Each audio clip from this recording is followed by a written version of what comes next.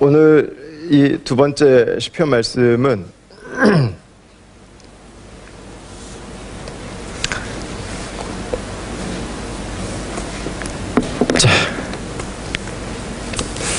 오늘 두 번째 시편 말씀은 우리들의 그 시간에 대한 이야기를 좀 같이 나누도록 하겠습니다. 오늘 그가 나를 푸른 풀밭에 누이시며 쉴만한 물가로 인도하시는도다.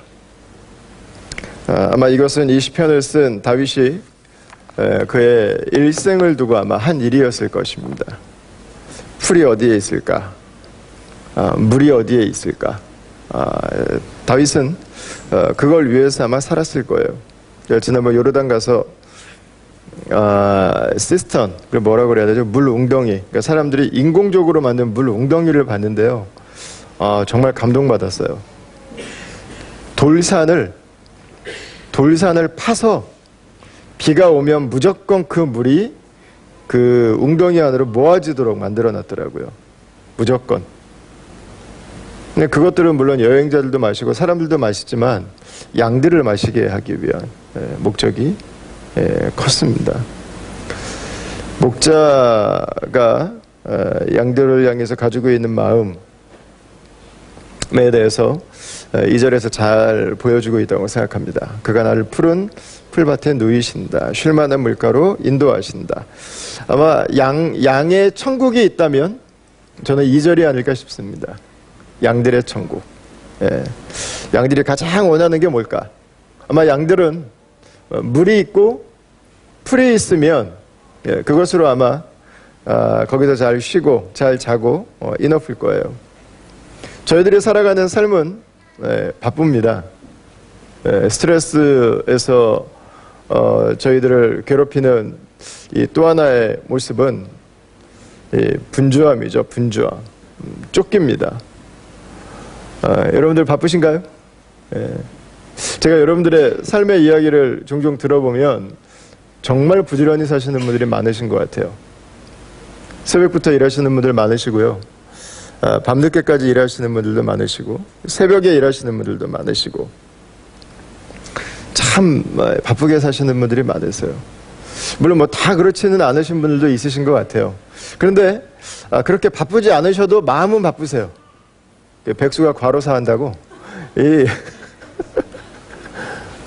딱히 이렇게 굉장히 바쁘신 건 아닌데 뭔가 일정이 계속 생기시고 무엇보다 마음이 좀 바쁘신 것 같아요. 마음이 바빠. 계속 쫓기는, 계속 뭔가를 해야 된다고 압박을 좀 느끼는, 할 일이 없어도 바쁜 거죠. 그러니까 우리가 항상 하는 생각 중에 하나가 시간이 조금만 더 있으면 좋겠다. 조금만 더 있으면 좋겠다.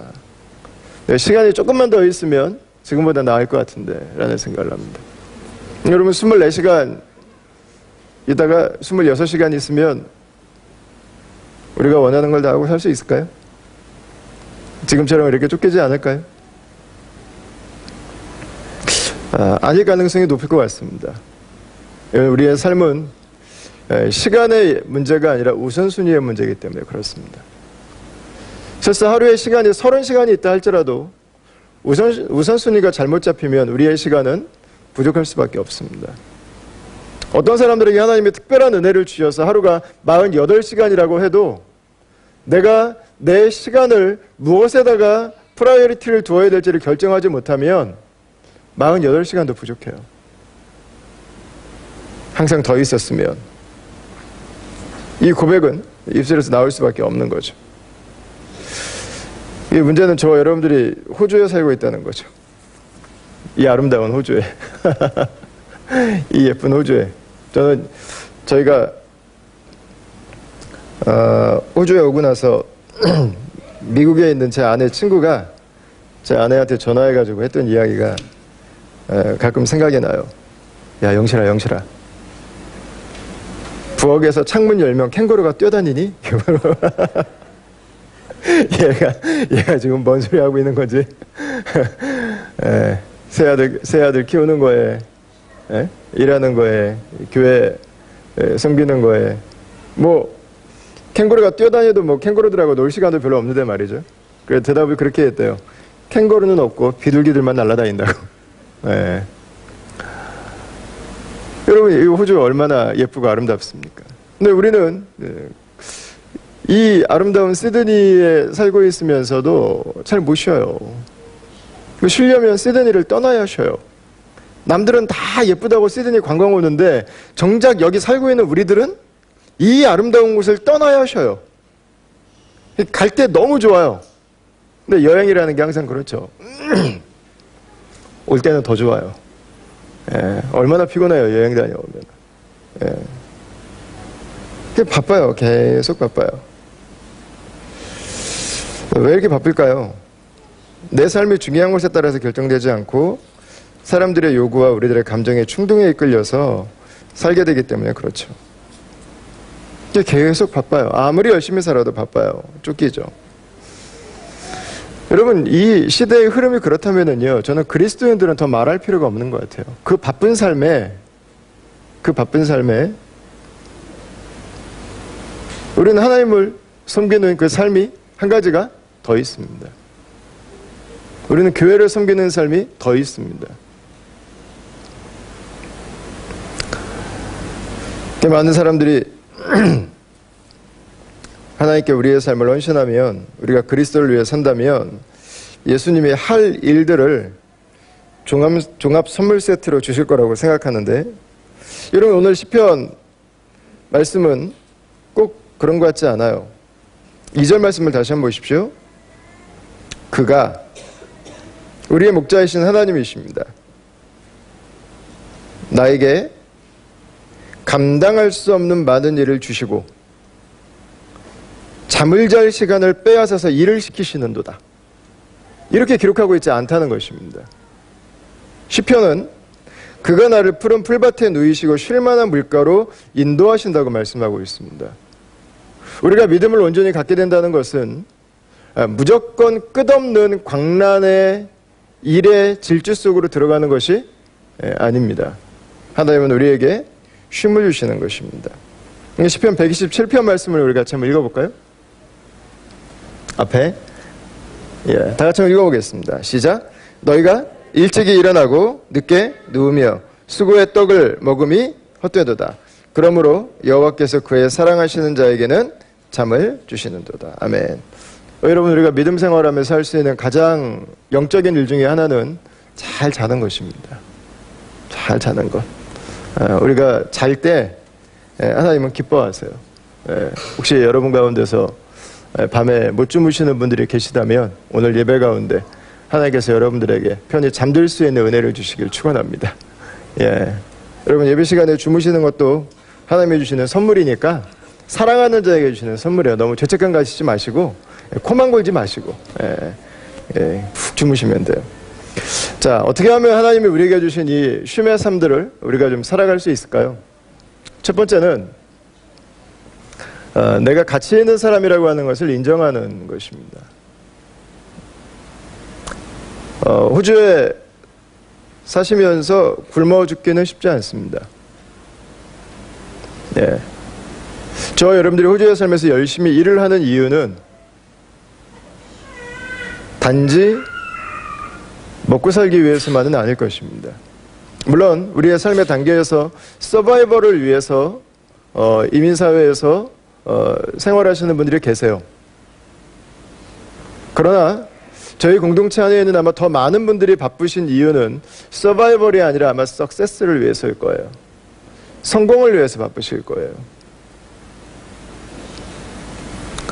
내가 가지고 있는 것과 내가 보여지는 것이 나의 가치라고 믿는 현대사회의 믿음은 우리를 더 바쁘게 만들어버렸어요. 너무 정신없이 만들어버렸어요. 내가 무엇을 입는가, 내가 어떤 레스토랑을 가는가, 내가 어떤 동네 어떤 집에 사는가, 내가 무슨 차를 타는가가 마치 나의 가치라고 여기게 만들어져 버렸어요. 이게 물질주의적 가치관의 현실적인 구현입니다. 물질이 모든 것이기 때문에 결국은 물질이 내 가치를 결정해버리는. 왜 이렇게 열심히 일을 해야 되는가? 그 일과 그 결과가 나의 가치라고 믿는 거예요. 나의 가치. 그래서 나의 가치가 어디서 나와요? 비교에서 나와요. 끊임없이 비교해요. 끊임없이.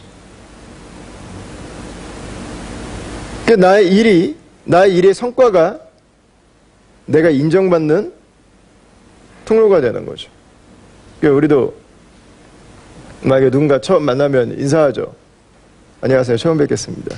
그러고 나서 거의 첫 번째 하는 인사 중에 하나는 어떤 일 하시나요? 우리는 우리가 하는 일과 나를 연결시켜요. 그게 그래서 나인 것처럼 생각을 하는 버릇이 있습니다. 그 또 하나는 우리가 어릴 때부터 경험했던 것에서부터 나오는 것 같아요. 우리는 어릴 때부터 판단과 평가를 받으면서 자라왔습니다. 내가 잘하든 못하든 관계없이 다 잘하도록 우리는 작은 압력들을 다 받으면서 자라왔습니다. 그래서 내가 잘하지 못하면 나는 아무것도 아니라고 하는 의식이 우리 안에 자리를 잡고 있습니다. 특별히 권위자에게 들었던 한두 마디의 말들이 우리에게 굉장히 큰 영향을 주죠. 저도 6학년 때 선생님이 하셨던 김도환 너는 목소리가 이상해서 작은 소리로 말해도 크게 들리니까 앞으로 떠들지 말라는 말이 제 인생에서 거의 사춘기를 지나서 20대 초반까지 그 오랜 시간 동안 저에게 아주 깊은 열등감을 만드는 그 한마디였어요. 그 어디 가서 말을 제대로 못했어요. 목소리가 이상하니까 사람들이 제가 이야기를 하면 불쾌하게 생각할 것 같아가지고 말을 제대로 못했어요. 그게 저의 부정적인 자아생활을 만드는 굉장히 중요한 부분 중에 하나였습니다. 그래서 우리는 증명해주고 싶어요. 그죠? 내가 얼마나 괜찮은 사람인지 인정받고 싶어요. 그래서 내가 할 수 있는 것 이상으로 더 열심히 하죠. 때로는 나를 해치면서 더 열심히 하죠. 내가 이루는 어떤 목적이 있어요. 목표가 있어요. 그 목표를 달성해도 별로 만족이 없어요. 왜냐하면 나보다 더 잘하는 사람이 있거든요. 나보다 더 괜찮은 사람이 있거든요. 더 뛰어난 사람이 있거든요. 여러분 그 기준을 가지고 살아가면은요 인생에 만족이 있을 수 없어요. 가장 기본적으로 나에 대해서 만족이 없어요. 나에 대해서 만족이 없어요.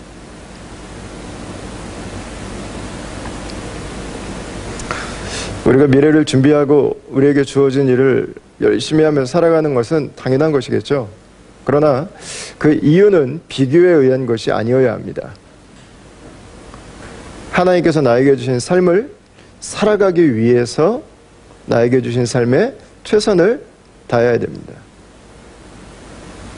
그러니까 베스트가 되려고 길을 쓸 필요가 없어요. 세상에 베스트는 존재하지 않아요. 베스트가 어디 있어요? 베스트가 잠시 있다가 계속 바뀌어요. 계속 바뀌어. 하나님은 우리에게 베스트가 되라고 말씀하신 적이 없어요. 하나님은 우리에게 내가 너를 만든 너의 인생을 살아가라고 말씀하고 계세요. 하나님은 우리에게 베스트를 말씀하지 않으세요. 하나님은 우리에게 the only one, 바로 너의 인생을 살아가라고 말씀하고 계세요. 너의 인생.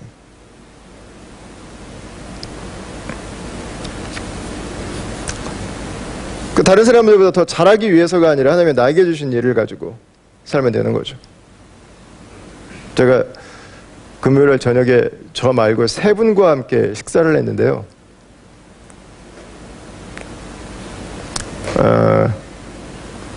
한 분은 세 분이 다 저 박사님들이셨어요. 박사님. 거기다 학장님, 총장님 다 이런 분들이셨어요.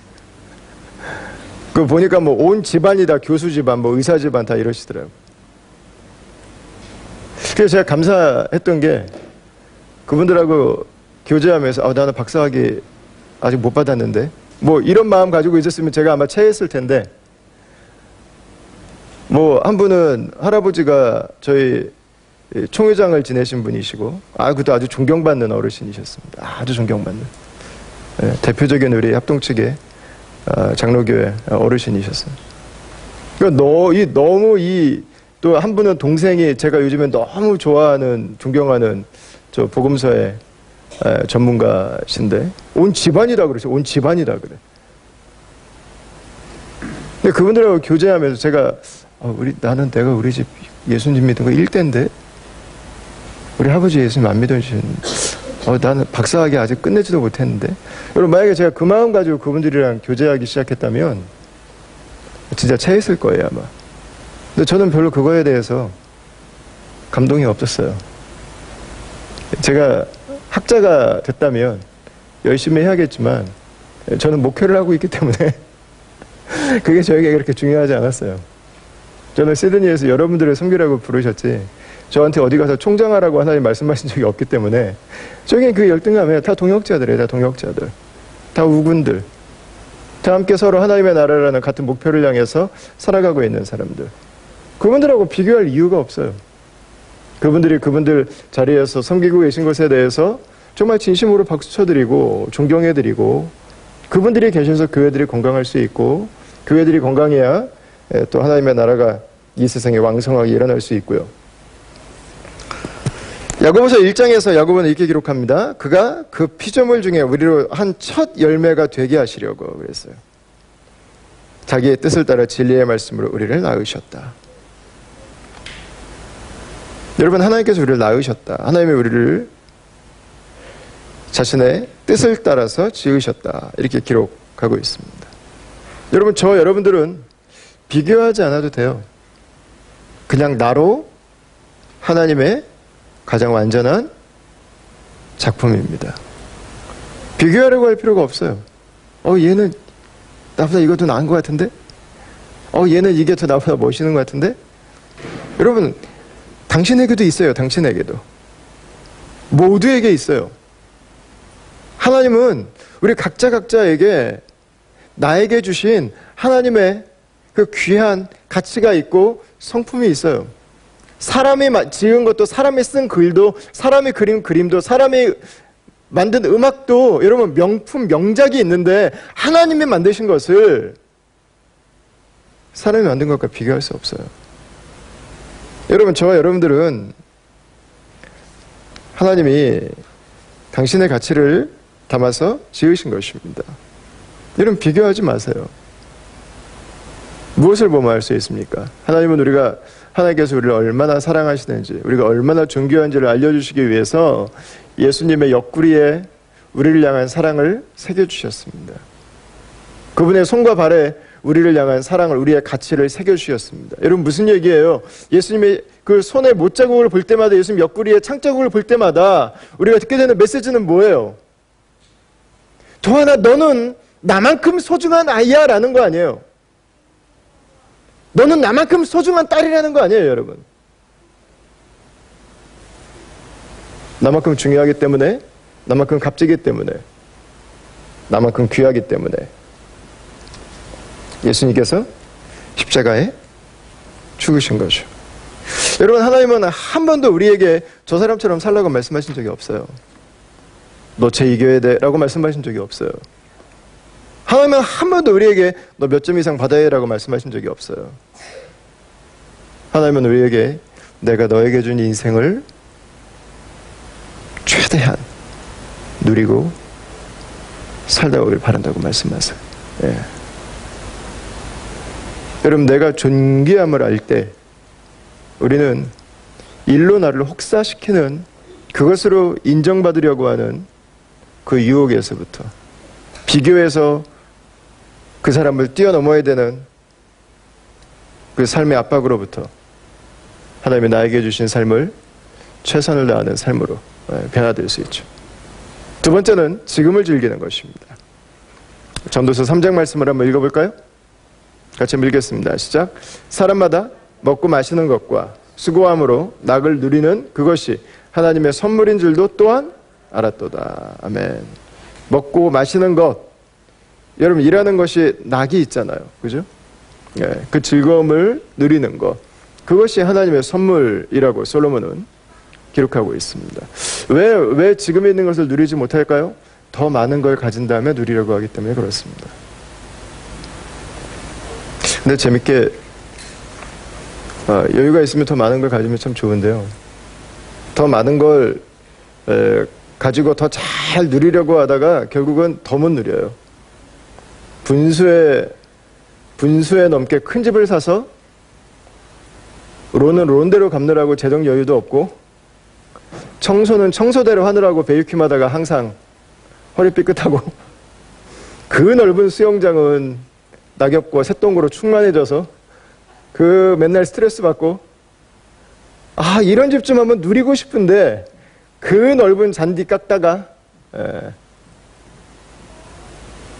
여러분, 우리가 조금만 더 이따가 누리려고 생각하면은 오히려 못 누리는 게 훨씬 더 많아요. 오히려 해야 되는 일들이 점점 더 많아져요. 더 많이 갖는다는 거, 더 높이 올라간다는 거. 여러분, 더 큰 책임, 더 큰 부담, 더 큰 스트레스예요. 더 큰 염려. 지금이 누리기 제일 좋을 때예요. 지금이 누리기 제일 좋을 때.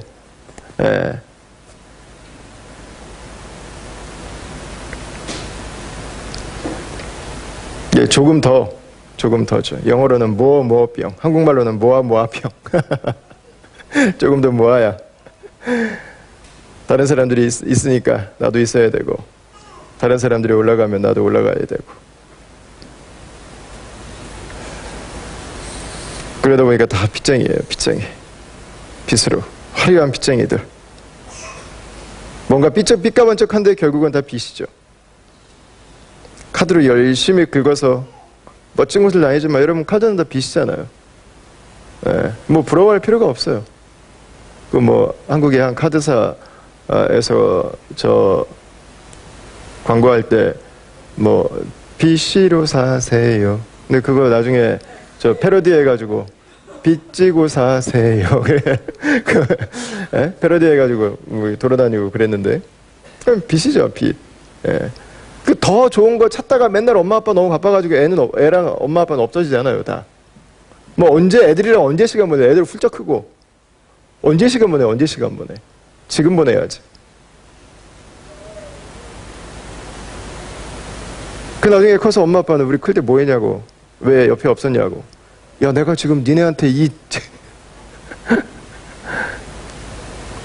여러분, 지금 즐기는 거. 지금.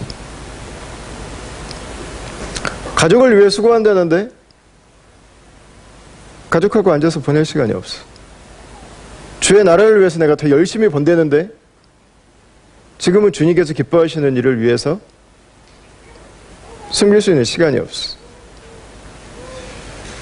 여러분, 우리가 사람들을 만나다 보면은요, 제가 사무실에서 시간을 더 많이 보냈어야 되는데, 제가 돈 버는데 시간을 더 써야 되는데, 제가 더 많이 성공했어야 돼. 여러분, 이런 거 가지고 인생의 노년에 후회하는 분 없어요, 보니까. 없으세요. 내가 건강관리를 좀 더 잘해야 되는데. 내가 아내랑 시간을 조금 더 많이 보냈어야 되는데. 내가 아이들하고 같이 보내는 시간들이 조금 더 있었어야 되는데. 내가 하나님을 더 섬기기 위해서, 하나님이 기뻐하시는 일들을 위해서 내가 더 구별을 좀 했었어야 되는데. 여러분, 다 나이 들어서 후회는요, 관계에 대한 후회예요. 관계에 대한 후회. 일 때문에 후회하는 사람 내가 본 적이 없어요. 여러분, 즐기는 것은 뭘 즐기는 거예요? 관계를 즐기는 거예요. 관계를 즐기는 거예요. 지금 즐긴다. 뭐 없는데 어떻게 즐기나요? 여러분, 왜 못 즐겨요? 왜 못 즐겨?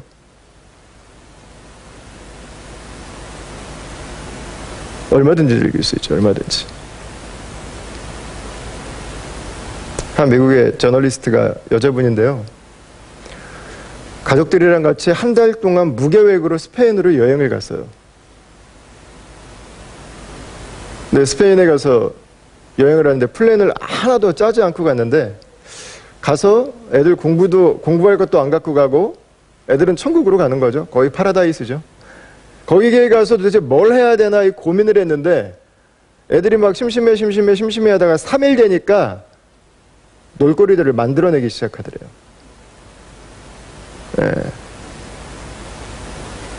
가족들이 함께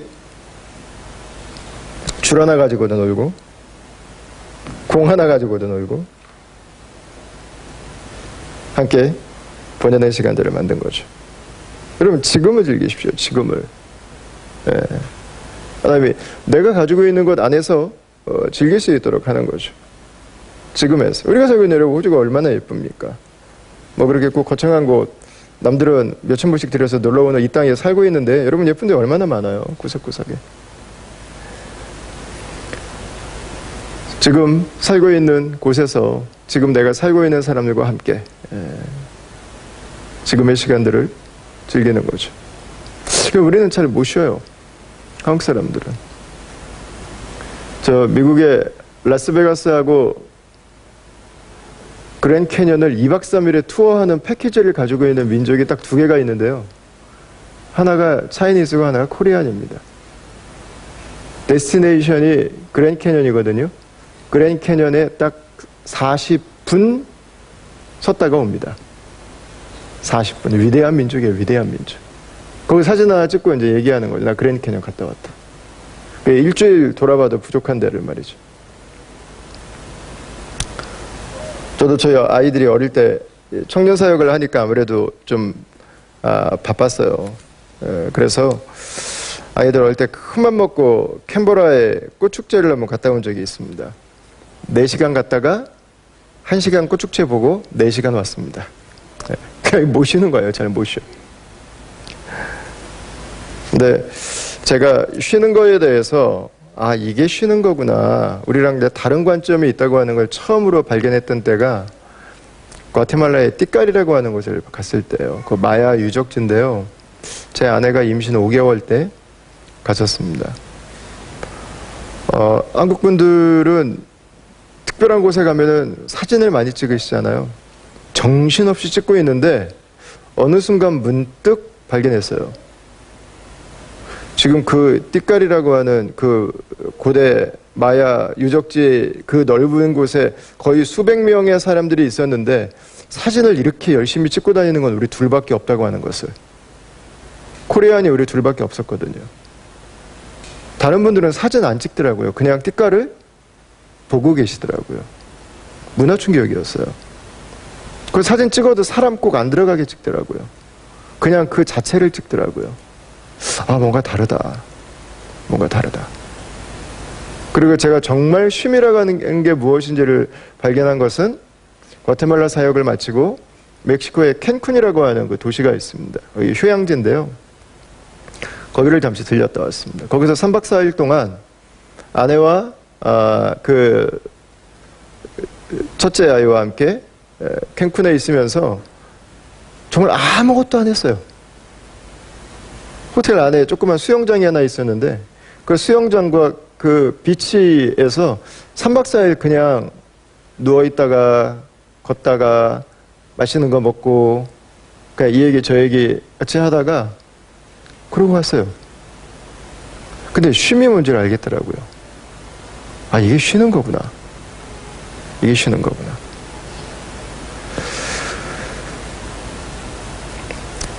여러분, 하나님은 우리가 잘 쉬는 삶을 살기 원하시죠.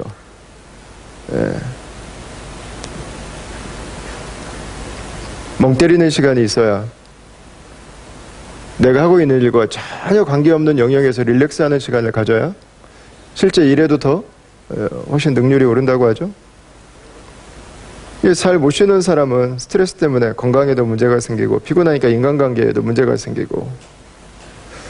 그럼 하나님은 우리가 일만 하는 걸 원하지 않으세요. 하나님이 우리를 부르신 것은 품꾼으로 부르신 것이 아닙니다. 하나님의 자녀로 부르신 거죠. 세 번째, 우리에게는 쉼의 시간을 구체적으로 구별하는 것이 필요합니다.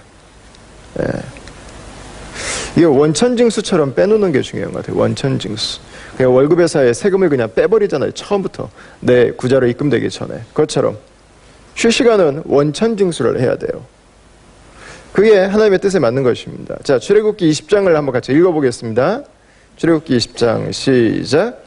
여세 동안은 힘써 내 모든 일을 행할 것이나 일곱째 날은 내 하나님 여호와의 안식일인즉 내 아들이나 내 딸이나 내 남종이나 내 여종이나 내 가축이나 내 문 안에 머무는 객이라도 아무 일도 하지 말라. 아멘. 여러분, 이건 십계명에 나오는 네 번째 계명입니다. 네 번째 계명. 하나님은 쉬는 것을 놀랍게 명령하셨습니다. 여러분, 왜 성경에 명령하는 것처럼 보이는 문장들이 존재할까요?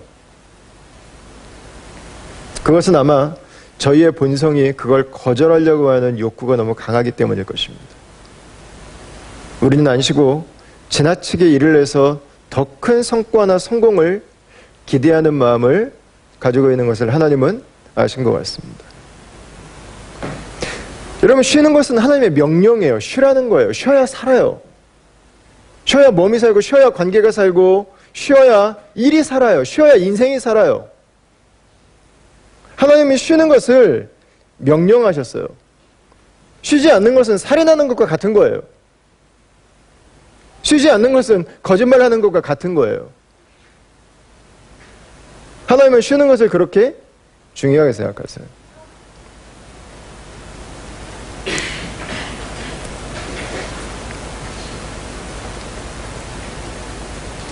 한 목사님께서 쉼에 대해서 말씀하셨는데, 세들백 교회 리고레 목사님입니다. 한 자매님이 목사님한테 전화를 했대요. 목사님, 월요일에 하루 종일 목사님한테 전화드렸는데 왜 전화를 안 받으셨습니까? 어떻게 목사님이 성도가 전화하는데 그 전화를 거절할 수 있습니까? 그러니까 화가 나가지고 전화를 했대요. 그래서 리고레 목사님이 그랬대요. 저는 월요일은 쉽니다. 그런데 그 자매님이 그러셨대요. 목사님, 사탄은 하루도 쉬지 않고 우는 사자처럼 돌아다니는 걸 모르시나요? 어떻게 쉬실 수 있으세요? 그래서 리고레 목사님이 그러셨대요. 그래서 저는 사단처럼 안 되려고 쉬고 있습니다.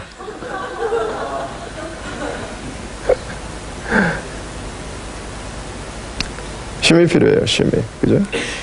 육신적으로 쉬는 시간이 필요하죠. 안 쉬면 몸이 탈나요. 예. 그 역사 속에서 쉬는 날을 조정하려고 했던 움직임이 두 번이 있었습니다. 대표적으로 제가 알고 있는 것은, 하나는 러시아 볼셰비크 혁명이 일어난 다음에 쉬는 날을 6일 다음에 하루가 아니라 13일 뒤에 하루씩인가 쉬는 걸로 2배로 늘려버렸어요. 일의 생산성을 더 높인다고. 그리고 프랑스 혁명이 일어나고 나서도 일주일에 하루씩 쉬는 것을 없애버렸어요. 일을 더 많이 하면 더 많은 능률이 나올 거라고 생각하고. 근데 놀랍게도 능률이 올라가지 않고 능률이 떨어졌어요. 나중에 경제에 문제가 생길 정도의 리스크가 떠나지게 됐어요. 그러니까 여러분, 지금 7일에 하루 안 쉬는 나라가 없잖아요. 하나님께서 제정해 놓으신 7일에 하루 쉬는 것이 온 세계 가장 기본적인 룰이 됐어요. 잘 쉴 수 있어야 됩니다. 예. 이제 믿음 좋은 분들 중에서 조지 필드가 한 말을 아주 사랑하시는 분들이 계시죠. 나는 녹슬어 없어지기보다 닳아서 없어지고 싶다. 닳아서 없어지는데 닳으려면 기름칠을 잘 해줘야 됩니다. 그래야 녹슬지 않을 수 있습니다. 그러니까 기름칠할 시간이 있어야 되는 거예요. 기계를 잠깐 쉬게 하고 기름칠을 하고 그리고 문제가 있는 곳을 고쳐주고, 그래야 계속해서 돌아갈 수 있죠. 근데 육체적으로 쉬는 것만이 아니라 정서적인 쉼도 필요하죠. 긴장을 풀어버리는 시간이 필요합니다. 다른 사람들에게 내가 내 역할을 감당하기 위해서 가졌던 텐션으로부터 벗어나는 시간이 필요해요. 그러니까 원래 나의 그냥 모습을 그대로 스트레스를 받지 않고 긴장을 느끼지 않은 상태로 즐기는 시간들이 필요한 거죠. 이거 형제들에게는 보니까 운동이나 자신만의 시간들이 필요할 때가 있고, 우리 자매들 같은 경우에는 좀 서로 격려하고 공감할 수 있는 그런 모임들이 필요한 것 같아요. 예. 좋은 음악, 자연, 책들, 좋은 사람들과 함께 이 시간들을 갖는 것들이 이 정치적인 쉼에 도움이 되겠죠. 여러분, 그러나 우리의 쉼은 단지 여기서 끝나지 않습니다. 우리의 쉼에는 우리의 영혼의 쉼이 필요해요. 영혼의 쉼.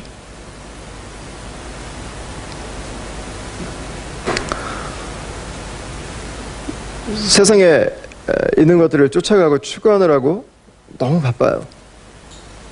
성경은 그것을 세상을 숭배한다고 이야기를 합니다. 성공 숭배자가 되는 거예요.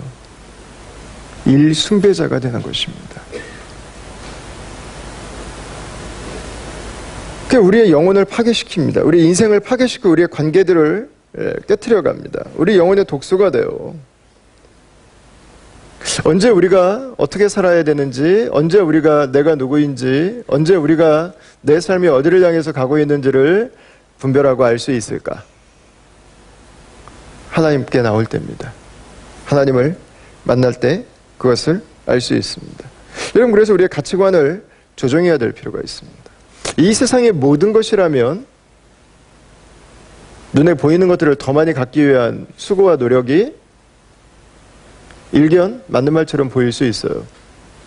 여러분, 그러나 아무리 물질주의적인 가치를 가지고 있는 사람이라고 해도 그 마음의 중심에 떠나지 않은 한 가지의 질문이 있습니다. 내 인생은 단지 물질만이 아니라는 것입니다. 내 인생은 단지 돈 벌다가 가는 것으로 끝나기에는 너무 아쉽다는 거예요. 누구나 내 인생에 의미가 있기를 원해요. 누구나 내 인생이요, 가치가 있기를 원해요.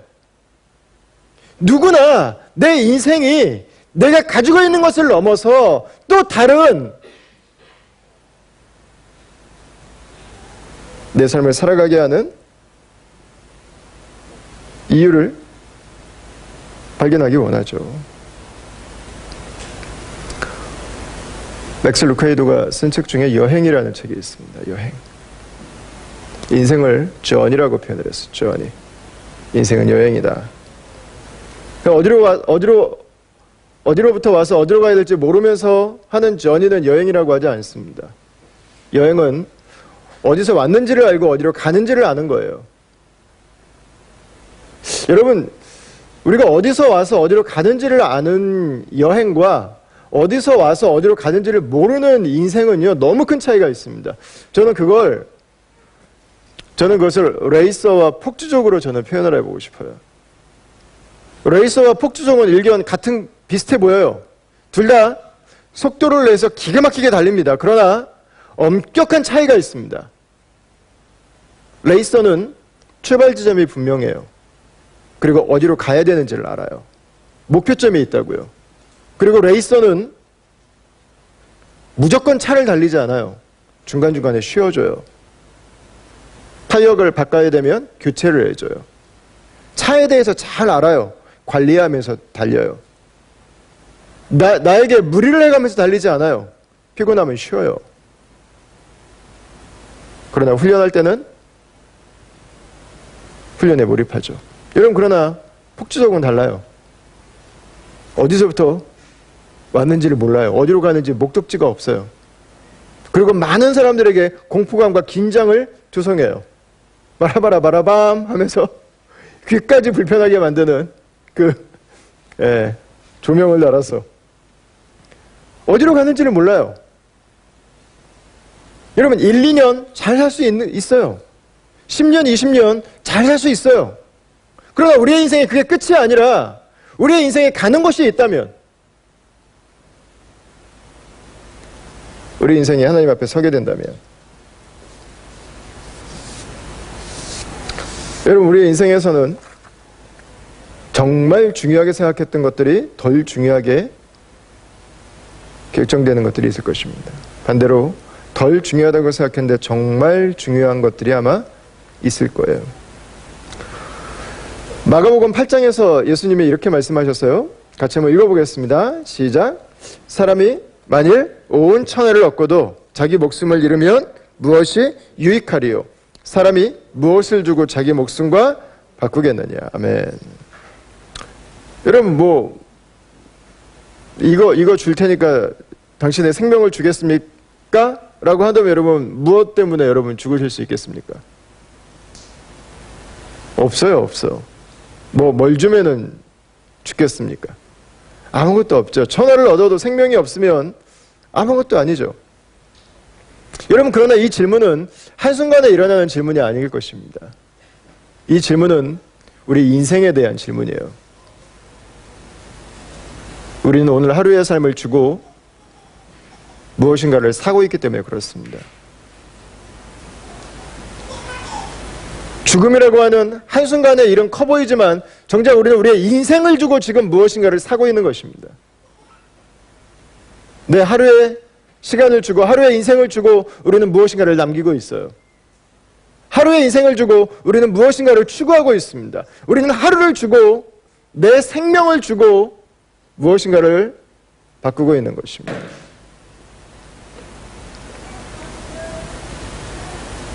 여러분, 우리 인생에서 가장 지혜롭게 산 삶은 어떤 것이겠습니까?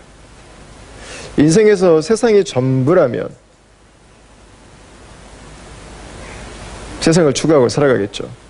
그러나 인생에서 세상이 전부가 아니라면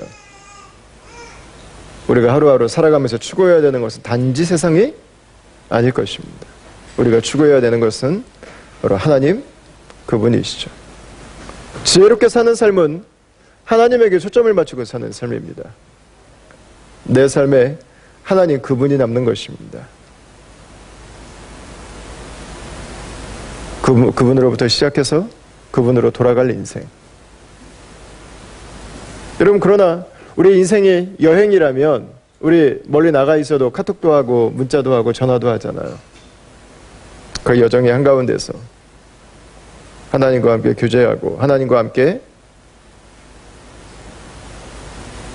인도하심을 받고 하나님과 함께 살아가는 그 삶은 여러분 우리에게 불안과 두려움이 아니라 내가 어디로 갈지 몰라서 애타는 인생이 아니라 내가 어디로 갈지 알고 내가 어떻게 가야 되는지를 분별할 수 있는 여러분 우리 인생의 진정한 쉼이 될 것입니다. 그래서 요한복음은 우리에게 이렇게 교훈하고 있습니다. 영접하는 자고 그 이름을 믿는 자들에게는 하나님의 자녀가 되는 권세를 주셨습니다.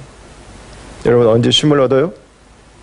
인생이 어디로 가서 어디로 가는지 몰랐는데 내 인생의 출발점과 목적지를 알게 된다면 평안이 찾아올 거예요. 무조건 속도만 내서 가는 게 아니라 쉼의 시간이 필요하고 화려한 불빛과 그 시끄러운 소음으로 사람들에게 인정받아야 되는 것이 아니라 하나님의 자녀됨으로 내가 얼마나 소중한지를 발견해 갈 때 여러분 우리는 쉼을 얻습니다. 레이서도 열심히 운전하고 폭주석도 열심히 운전하지만 레이서는 상을 받지만 폭주종은 벌금 청구서를 받게 되죠. 마태복음 11장에서 예수님 말씀하시죠. 같이 한번 읽어보겠습니다. 수고하고 무거운 짐진 자들아 다 내게로 오라. 내가 너희를 쉬게 하리라. 나는 마음이 온유하고 겸손하니 나의 멍에를 메고 내게 배우라. 그리하면 너희 마음이 쉼을 얻으리니. 아멘. 여러분 예수님을 만나면 인생의 짐이 가벼워지죠. 예수님을 만나면 나 혼자 내 인생의 짐을 지고 가는 것이 삶이 아니라고 하는 것을 배우게 됩니다. 여러분 그래서 하나님과 함께 살아가는 삶은 우리의 인생의 쉼이 됩니다. 예배는 쉼이 되죠. 기도는 쉼이 되죠. 한 분이 저에게 진지하게 권면해 주셨습니다. 목사님 체력도 약하신데 새벽기도 하는 날을 좀 줄이시죠. 일주일에 한 나흘 정도로 줄여서 하시면 어떻겠냐고 말씀하시더라고요. 제가 그분에게 그렇게 말씀드렸습니다. 저는 기도하면서 쉽니다. 그래서 기도가 쉼이에요. 기도하는 시간, 쉼의 시간. 그 시간이 없으면 안 돼요. 네. 주님을 따르는 것은 쉬운 명예입니다. 나홀로 주님 없이 살아가는 삶이 훨씬 더 어려운 삶입니다. 여러분 주님을 만나는 것은 내 인생의 가장 근원적인 짐을 해결해 주고요. 우리가 날마다 살아가는 그 삶의 여정 가운데 가이드가 되고 인도자가 되는 그 복을 누리기 때문에 매 순간순간 우리가 경험할 수 있는 쉼이 될 수 있죠. 어제 한 형제가 사무실로 찾아왔습니다.